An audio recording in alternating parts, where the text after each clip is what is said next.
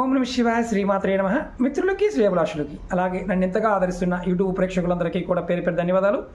మిత్రులారా, మీ అందరికీ పరాదేవత ఎల్లవెల్లలా మీతో ఉండి మీ మనోవాంఛ నెరవేర్చాలని మనస్ఫూర్తిగా కోరుకుంటున్నాను. ఈరోజు మనం ఒక అద్భుతమైన తాంత్రిక ఉపాయం తెలుసుకుందాం. ఎవరైతే ఎన్ని పూజలు చేసినా ఫలితం రావడం లేదు అనేవారు, అలాగే మాకు కులదైవానికి సంబంధించిన దోషాలు ఉన్నాయండి, కులదైవ శాపాలు ఉన్నాయని జ్యోతిష్ చెప్పారండి అనేవారు, మా ఇంటి వాస్తు బాగోలేదు, మేము అద్దింట్లో ఉంటున్నాము, మాకు కలిసి రావడం లేదు అనేవారు ఈ ఉపాయాన్ని ఖచ్చితంగా ప్రయత్నించేయండి. అలాగే కొంతమంది ఇంట్లో పూజా మందిరాలు ఏర్పాటు చేసుకుంటారు. అంటే దేవుడు గుడి అంటాం. చిన్నవాళ్ళైనా పెద్దవాళ్ళైనా కొంతమంది పెద్దగానే కట్టుకుంటారు. దాంట్లో విగ్రహాలు పెడుతూ ఉంటారు, పటాలు పెడుతూ ఉంటారు, యంత్రాలు పెడుతూ ఉంటారు, రకరకాల తాంత్రిక వస్తువులు కూడా పెట్టి ఆరాధిస్తూ ఉంటారు. ఎంత చేసినప్పటికీ కూడా పని అనేది అవ్వదు, అంటే విజయాలు సాధించలేరు. దానికి కారణం చాలామందికి తెలియకపోవడం కారణం ఏంటంటే ఆ ఇంటికి ఉన్న శక్తిని వారు వినియోగించుకోకపోవడం. అంటే అసలు ఇంటికి సంబంధించి ఎక్కడ దేవతా శక్తి ఉంటుంది, మనం పని మీద వెళ్తున్నప్పుడు ఎక్కడ ఆరాధించాలి, ఎలా చేయాలి, ఏ విధంగా చేస్తే ఫలితం వస్తుందో ఈ వీడియోలో చెప్తాను మీకు నేను. అలాగే మీకు ఈ వీడియో నచ్చినట్లయితే లైక్ చేయండి, ఛానల్ని సబ్స్క్రైబ్ చేసుకోండి, పక్కనే ఉన్న గంట సింబల్ని యాక్టివేట్ చేసుకొని 10 మంది మిత్రులకి షేర్ చేయండి. ఎందుకంటే ఈ అద్భుతమైన తేలికైన తాంత్రిక ఉపాయం. ఇక్కడ మతము, జాతి, కులం ఇలాంటివంటూ ఏమీ లేవు. ఎవరైనా ఈ ఉపాయాన్ని చేయవచ్చు. అద్దింట్లో ఉండేవారు కూడా నిర్భయంగా ఈ ఉపాయాన్ని చేయవచ్చు. ఎందుకంటే చాలామంది మేము అద్దింట్లో ఉంటామండి గురువుగారు, మాకు పూజా మందిరం లేదు, అంటే మేము ఏదో చిన్న గూడు పెట్టుకున్నాము, అక్కడ చేస్తున్నాము, అయినా కలిసి రావడం లేదు అనేవారు కూడా ఈ ఉపాయాన్ని నిర్భయంగా చేయవచ్చు. మనం ఇల్లు కట్టినప్పుడు అంటే చాలామంది ఏంటంటే ఇంటికి ఒక సపరేట్గా ఒక దేవత పెట్టుకోవడానికి ఒక బల్ల కావచ్చు, ఒక రూమ్ కావచ్చు కట్టుకుంటూ ఉంటారు. అందులో దేవత విగ్రహాలు పెట్టిన తర్వాత కులదైవానికి సంబంధించి పూజలు కూడా చేస్తూ ఉంటారు. కానీ శాస్త్రం ప్రకారం, వాస్తు ప్రకారం మన ఇంటికి సంబంధించిన శక్తి ఎక్కడ ఉంటుంది అనేది చాలామందికి తెలియదు. మనం ఎవరైనా సరే, మీకు ముఖ్యంగా ఏ పని అయినా అనుకున్న పని అవ్వడం లేదు అన్నప్పుడు మీరు వాస్తు చూయించుకుంటూ ఉంటారు, ఇల్లు కలిసి రావడం లేదు అంటూ ఉంటారు. ఇల్లు కలిసి రావటం అనేది చాలా వరకు 99.9% మీ ఇంటిలో ఉండే ఆ శక్తిని మీరు ప్రతిరోజు కూడా ఆ సమయంలో పూజ చేయటం వల్ల, నమస్కారం చేసుకోవడం వల్ల అది మీకు వస్తుందన్న విషయం మీకు తెలియకపోవడం. 3 రోజుల్లోనే ఈ ఉపాయాన్ని చేస్తే మీరు అనుకున్న పనులు అవుతాయి. అలాగే దీర్ఘకాలికంగా అవ్వకుండా ఉన్న పనులు, అంటే వ్యాపారం కావచ్చు, రియల్ ఎస్టేట్ కావచ్చు, పిల్లల పెళ్ళిళ్ళు కావచ్చు, ఇలాంటివి కూడా ఈ ఉపాయం చేయడం వల్ల పనులు పూర్తవుతాయి. మీరు మీ పూజా మందిరంలో ఎలాగైతే పూజ చేస్తారో, ఎన్ని పూజలు చేసినప్పటికీ కూడా ప్రతిరోజు కూడా మీరు ఇంటి మెయిన్ దర్వాజా, అంటే గేటు కాదు, మనకి ఇంటిలో మొట్టమొదటి దర్వాజా ఏదైతే ఉంటుందో ఆ మెయిన్ దర్వాజా దగ్గర దైవస్థానం ఉంటుంది. అంటే మన శక్తులు అన్నీ కూడా ఎలాగైతే మన శరీరంలో ఉంటాయో, ఇంటికి సంబంధించిన దైవశక్తి మెయిన్ దర్వాజా పై భాగంలో ఉంటుంది. చాలామందికి తెలియదు. మీరు ఎవరైనా సరే మనం మామూలుగా చూస్తూ ఉంటాం, మన ఇంటిలో వచ్చేటప్పుడు బయట కొన్ని దేవతా పటాలు పెట్టుకుంటూ ఉంటాం, గజలక్ష్మి కావచ్చు. అలాగే ఇంటి లోపల కూడా గణపతిని పెట్టుకుంటూ ఉంటాం, లక్ష్మీదేవి పెట్టుకుంటూ ఉంటాం, ధనలక్ష్మిని.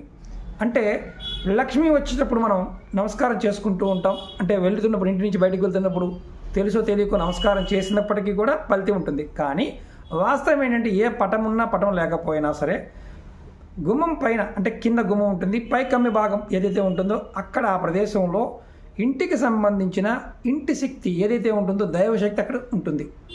మీరు ప్రతిరోజు కూడా స్నానం చేసిన తర్వాత నిత్య పూజ చేసుకుంటున్నప్పుడు ఖచ్చితంగా మీ ఇంటి గుమ్మానికి సాంబ్రాణి పుల్లతో ధూపం చూపించాలి. అలాగే మీరు పటం పెట్టుకున్నా పటం పెట్టుకోకపోయినా మీరు ఇంటి నుంచి బయటికి వెళ్తున్నప్పుడు ఖచ్చితంగా నమస్కారం చేసుకోవాలి. మనసులో ఉన్న ఏదైతే ఏ పని మీద వెళ్తున్నారో ఆ కార్యం నాకు సక్సెస్ఫుల్గా పూర్తి అవ్వాలి అని కోరుకోవాలి ప్రతిరోజు. ఇది అద్దింట్లో ఉన్న ఆ పని చేయాలి. అలాగే ఇంటి లోపల నుంచి మీరు బయటికి వెళ్తున్నప్పుడు ఈ పని చేయాలి.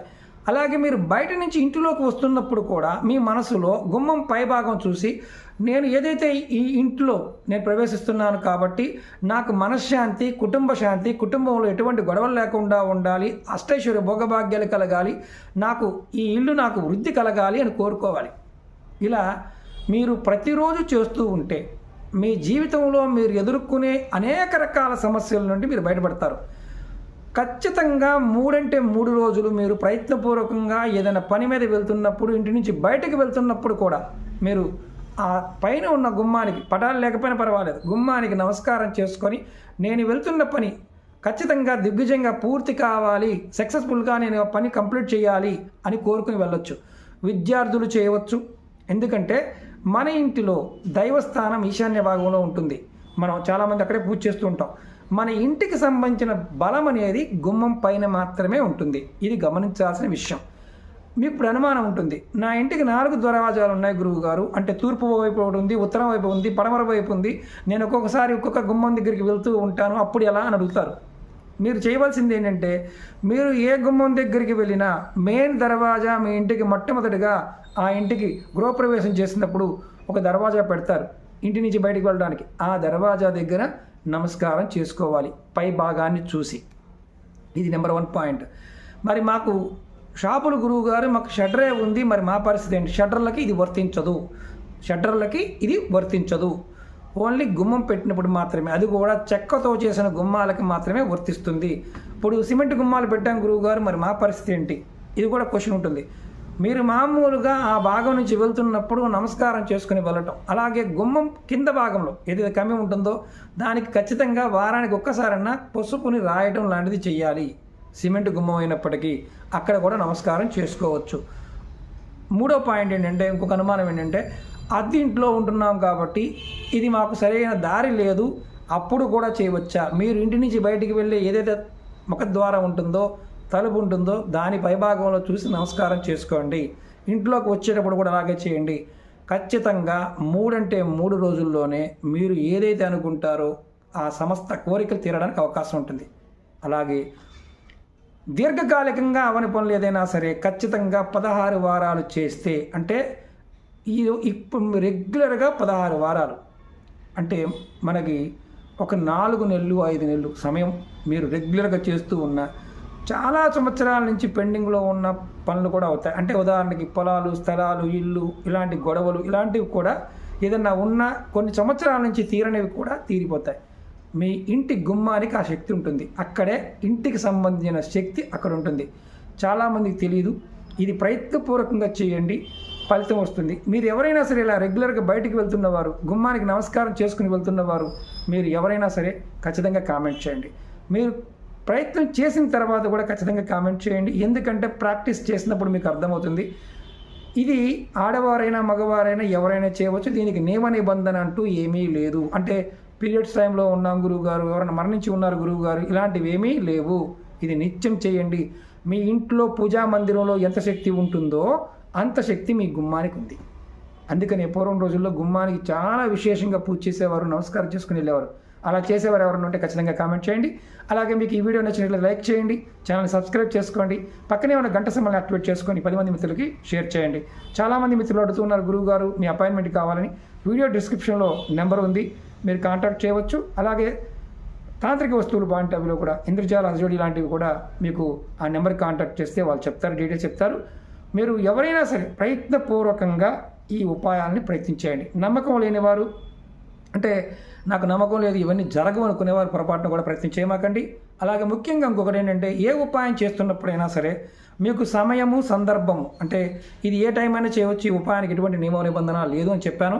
అది మీరు ఎప్పుడు బయటికి వెళ్తున్నా, ఏ పని మీద బయటికి వెళ్తున్నా ఖచ్చితంగా నమస్కారం చేయాలి. దీనివల్ల కలిగే లాభం, ఇంకొక లాభం ఏంటంటే, మీ కులదైవానికి సంబంధించిన, అంటే మీ కులదైవం తెలియకపోయినా, మీ ఇంటి దైవం తెలియకపోయినా, మీరు ఆ ప్రదేశంలో ఆ దేవత ఉంటుంది కాబట్టి నమస్కారం చేసుకుని వెళ్ళటం వల్ల ఫలితం ఉంటుంది. అలాగే ఎవరైనా సరే ఒట్టి గుమ్మమే ఉంది గురువుగారు అనేవారు, గుమ్మం లోపల పైభాగంలో మీరు లక్ష్మి, అంటే గజలక్ష్మి బొమ్మ పెట్టుకోవచ్చు, లేదా రాముల వారి పట్టాభిషేక పటాన్ని కూడా మీరు పెట్టుకోవచ్చు.